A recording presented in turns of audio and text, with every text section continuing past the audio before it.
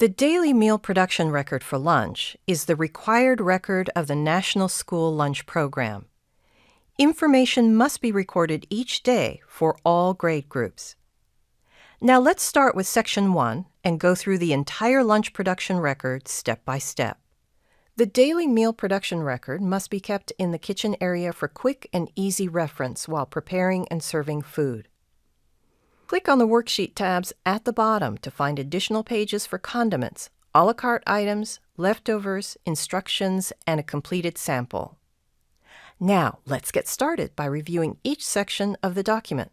There are two major sections, planning and production, which allows the form to be a management tool, a determination of nutritional adequacy, an assessment of food safety practices, and your daily record to support your claims for reimbursable meals.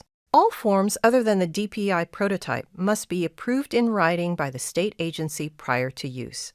Sections and columns 1, 6, 7, 8, 9, and 10 may be prepared or partially completed by the central office menu planner prior to distribution to managers. Doing so may increase accuracy and ensure that all required meal components, including the vegetable subgroups, are included. Please note, the manager may need to complete the serving line information in Section 1 if the information is not known by the menu planner. In this example, the data can be entered at 3 different time periods: the basic menu information supplied by the central office, the planning section information provided by the manager in advance of the meal, and the Today's Production Service columns, completed the day the meal is prepared and served. In the menu section, enter all items offered for the day's reimbursable menu. This includes food item choices such as additions, leftovers, substitutions, etc. A second page has been added for schools that have extensive menus and/or a la carte items that are time and temperature controlled for safety, or TCS, foods, and not available as part of the reimbursable meal. An additional production record could also be used. The USDA meal pattern requires that all components are offered on all serving lines dispensing reimbursable meals. Therefore, it is necessary for schools to document the food items available on each separate serving line when different.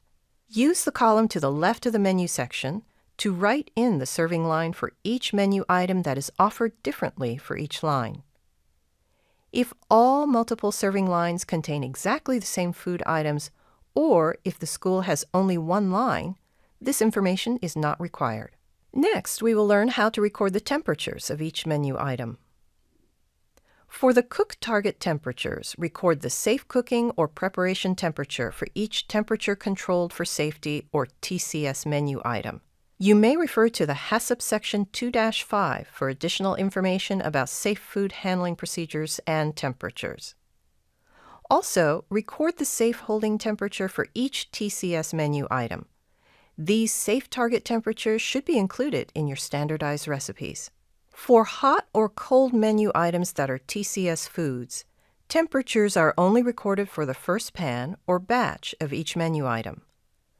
The temperature of all subsequent pans of cooked foods will be checked for doneness. For cold TCS foods, the temperature will be checked before the item is removed from the refrigerator. Temperatures of these additional pans are not recorded on the production record. Remember to be sure to use a properly calibrated thermometer. Record the time that the first pan of TCS food was removed from the oven, or in the case of cold food, when preparation was completed. Check the actual food temperature with a properly calibrated thermometer. If the food does not meet the cook target temperature, continue cooking until it does. Do not record this temperature because the corrective action is to continue to cook the item to the proper temperature before service.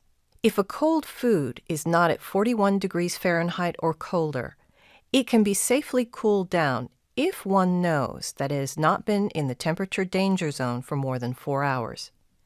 Chill the food to this temperature within 2 hours in order to serve it safely. Food should never be placed in holding or on the serving line until it is at a safe temperature for consumption. In summary, the temperatures recorded in this column should be the end cooking temperatures for menu items that have reached the cook target temperature or the temperature of cold foods when preparation is completed. Measure the actual temperature of the food when it is removed from the cold holding cooler or hot holding cabinet and before it is placed on the serving line. If a cold food is not at 41 degrees Fahrenheit or colder, it can be safely cooled down if one knows that it has not been in the temperature danger zone for more than 4 hours. If not known, then throw it out. Record the amount of food thrown out in column 13, Directions, Comments, Corrective Actions Taken. Only record the temperature of the first pan of cold food placed on the serving line. Measure the temperature of each subsequent pan.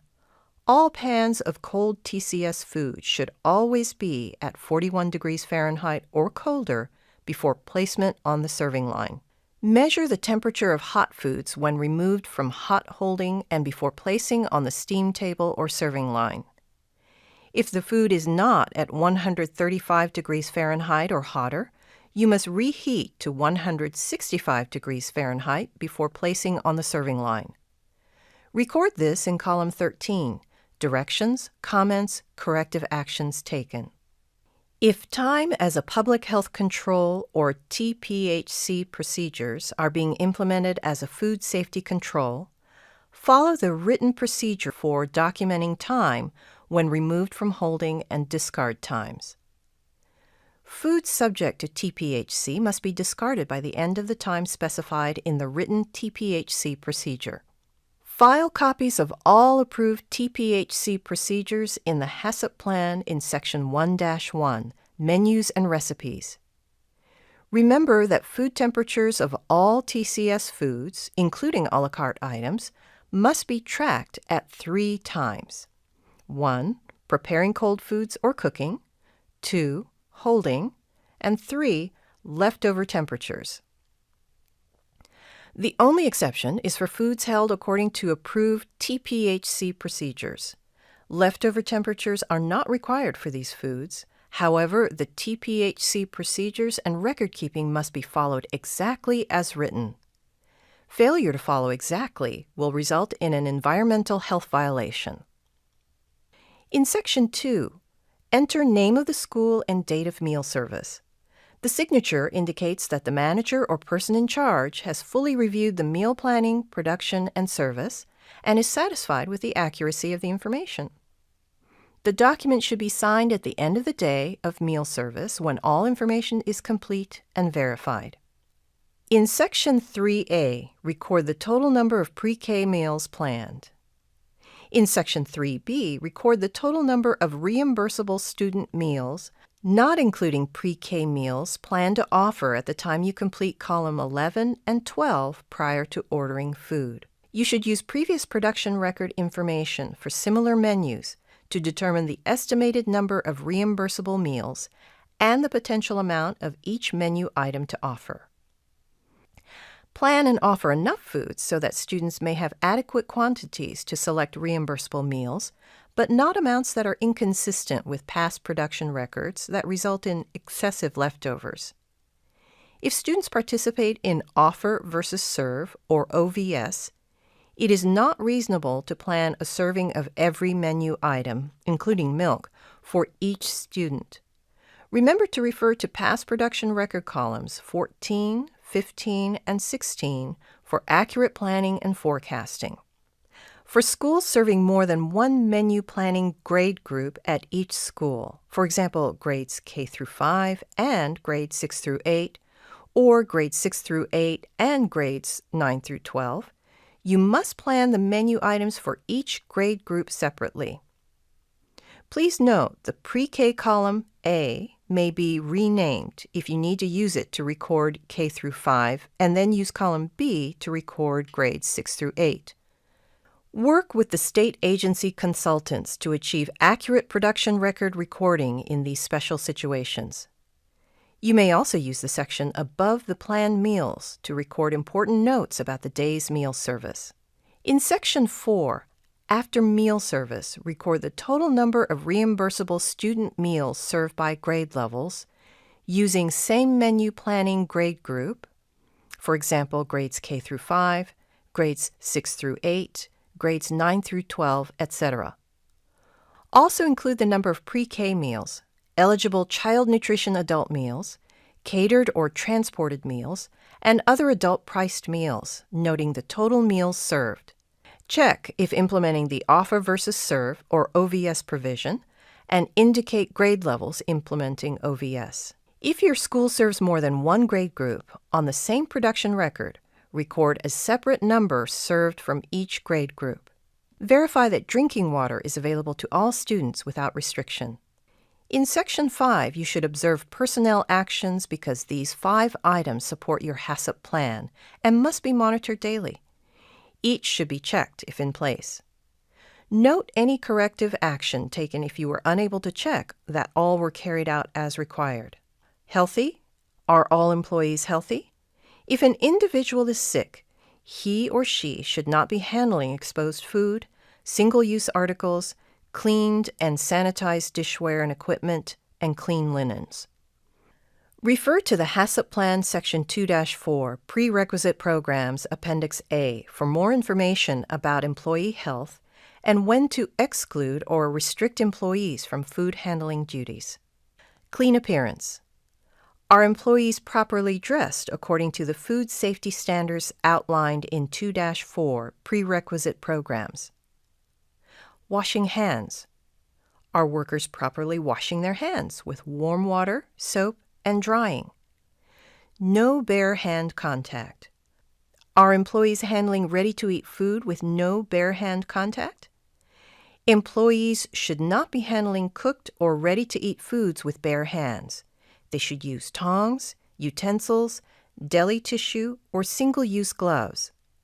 Thermometers checked and calibrated if needed. Are all thermometers checked for accuracy daily and calibrated if needed? Calibration is the process of verifying the accuracy of a thermometer. Thermocouples do not require calibration, and so, if using one, make a notation of NA, not applicable. Refer to the HACCP Plan Section 2-5, Safe Food Handling Requirements, or the HACCP training materials on the Child Nutrition website for complete instructions about properly calibrating thermometers. Now, let's look at the menu planning section. In Column 6, record the recipe number of the standardized recipe that must be used for preparing every menu item. Under the Food Items section in Column 7, list all the offered menu items that were included in Section 1. These are all the foods to be planned, prepared, and served as part of the reimbursable meal. Refer also to the standardized recipe for more information. Also, if the same food items are offered in different portion sizes for a pre-K menu, use a separate line and list the item again with corresponding portion size and component contribution. Remember to list the various milk choices, condiments, and any other foods the same way that you plan for any other menu item offered as part of the reimbursable meal. Indicate if any of the grains offered are whole wheat or whole grain by using WW or WG in the recipe or food item description. List the flavors and fat levels of milk planned for service in your school. For example, 1% unflavored, skim, fat-free chocolate, 1% lactose-free unflavored, skim, fat-free unflavored, etc. Remember, milk or any other menu item cannot be recycled. Once it leaves the line on a student's tray, it cannot be returned for service to others. The milk or other food might become intentionally or unintentionally contaminated, and so could potentially become a source of illness for others. In Column 8, the portion size is the amount that one would expect to see on a plate or tray. Portion size is not always the same as the meal pattern contribution. For example, the portion size of a slice of cheese pizza with whole grain crust is 1 each, but the meal pattern contribution is a 2-ounce equivalent of meat or meat alternate and 2-ounce equivalent of grains. And for chicken nuggets, a portion is 5 each, but the meal pattern contribution is a 2-ounce equivalent of meat or meat alternate, and 3/4 of an ounce equivalent of grains. In Column 9, be sure to enter these meal component contribution amounts for each menu item. Refer to your standardized recipe for accurate quantities for portion sizes and meal pattern contributions. In Section 10, enter the number of purchase units required for 100 servings. This information should be based on and calculated from the accurately yield-tested standardized quantity recipe used at the school. The recipe should be yield-tested and written to reflect at least the minimum amount of ingredients required for component crediting from the USDA Food Buying Guide, Child Nutrition Labels, USDA Food Fact Sheets, or signed manufacturer's statements on company letterhead. These are considered approved sources of information. The information in column 10 should be consistent with the accurate standardized recipe yield information.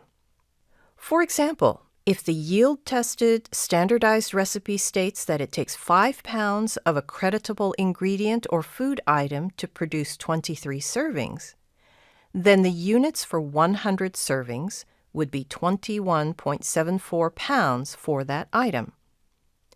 This is calculated as 5 pounds divided by 23 servings multiplied by 100 servings, equaling 21.74 pounds.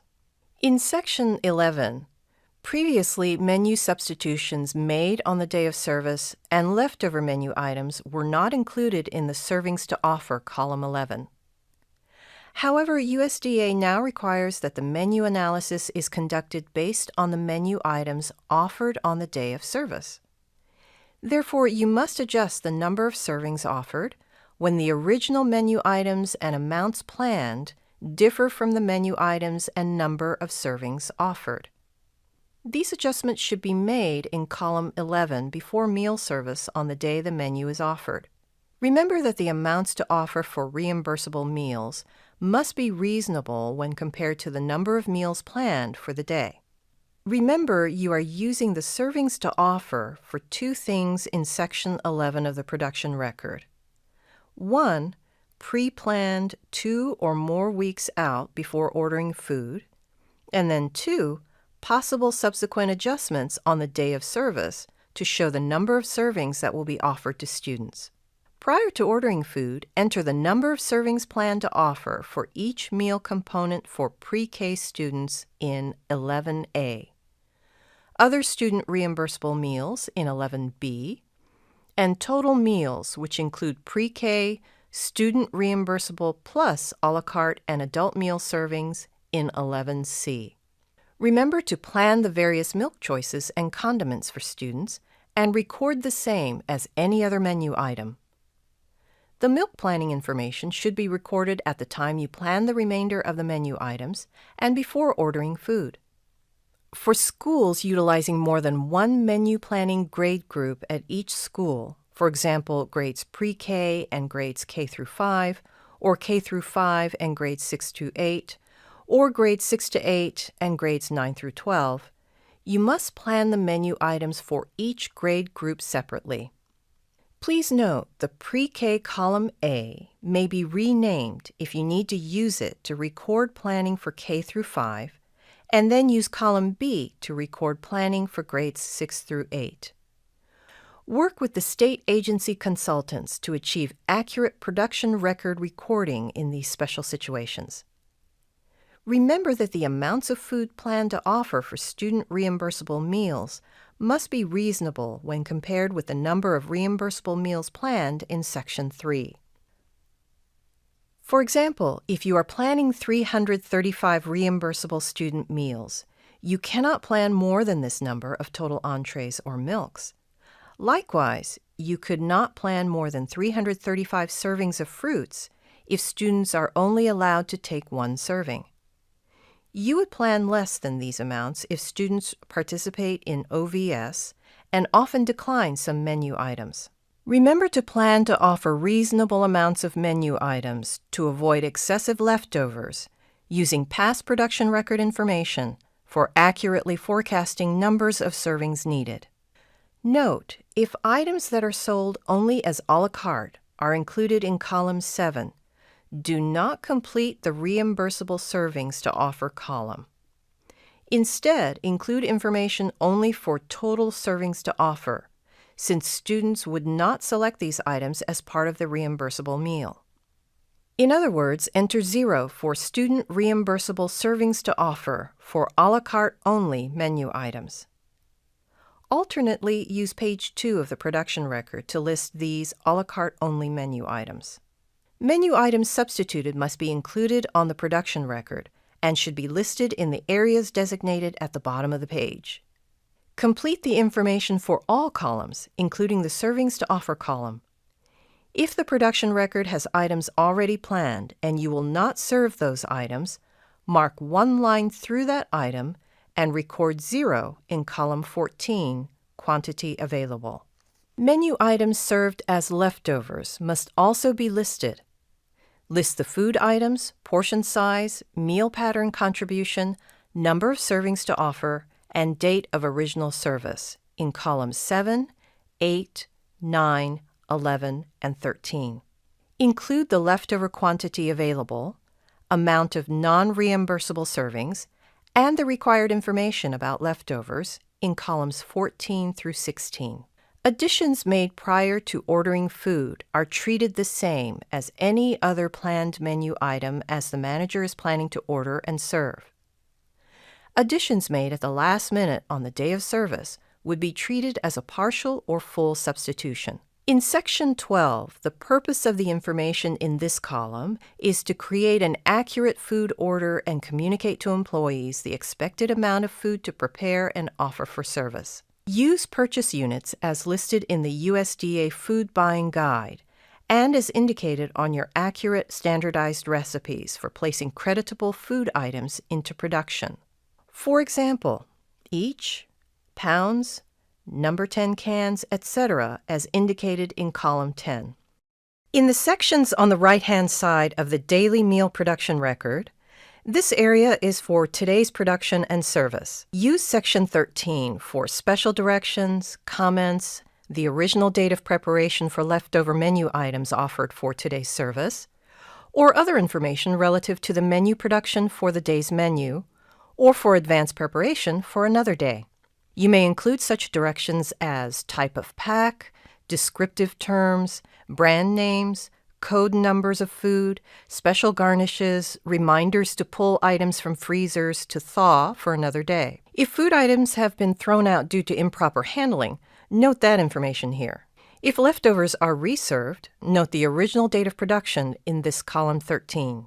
In section 14, enter total quantity of each meal component food item actually prepared for the entire day's meal service. Purchase units as listed in the USDA Food Buying Guide or production units indicated on accurate quantity recipes. For example, pounds, number 10 cans, each, etc., for newly prepared foods. Examples include: record the total quantity of canned fruits or vegetables as number 10 cans. Record the weight of cheese, frozen fruits and vegetables in pounds or ounces. Record individual items such as whole fresh fruit, chicken patties, or rolls as each because they can be counted. Effective standardized quantity recipes should make use of these standard purchase units and provide accurate yield data for the number of portions expected. Use of accurate recipes for all menu items should be standard practice and provide clear guidance for all persons reviewing the production record and meal service data. There may be some instances where providing the number of portions, in addition to the purchase unit, could be helpful in determining sufficient portion sizes.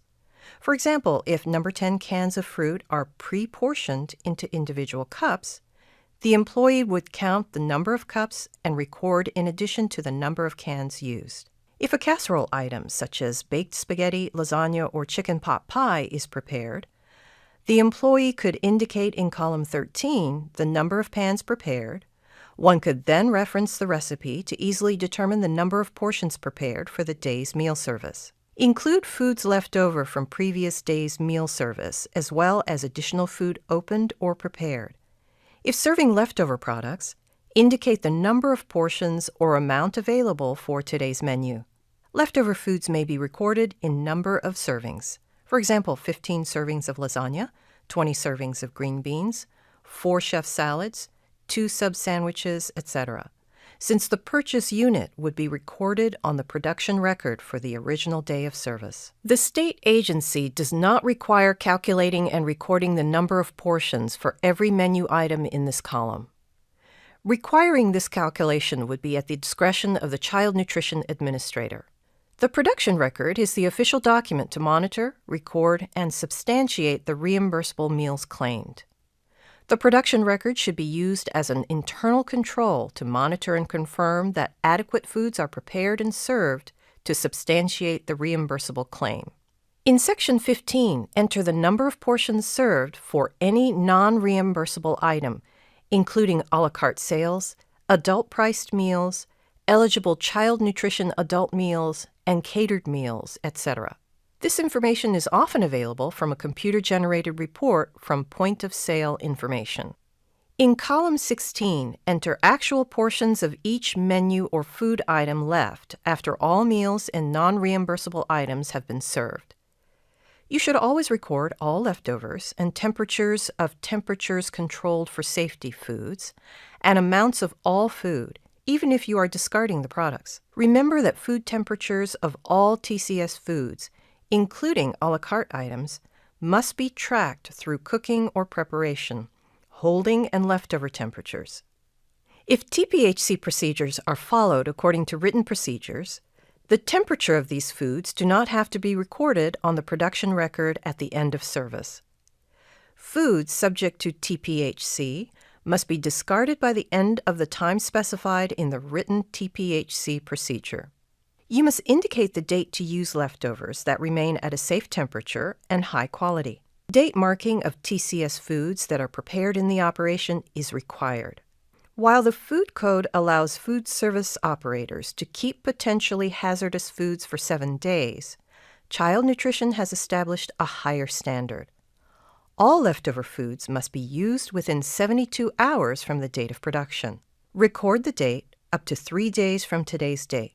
The food must also be labeled with the name of the item and clearly indicate date to use or discard date. Since leftovers can be used on any date during the 72-hour period, you may indicate the date planned to include the leftover in the menu, or you may record the date that is 3 days out and use it on any menu within the 72-hour period. Leftovers may not be frozen for use beyond 72 hours from the time of original preparation.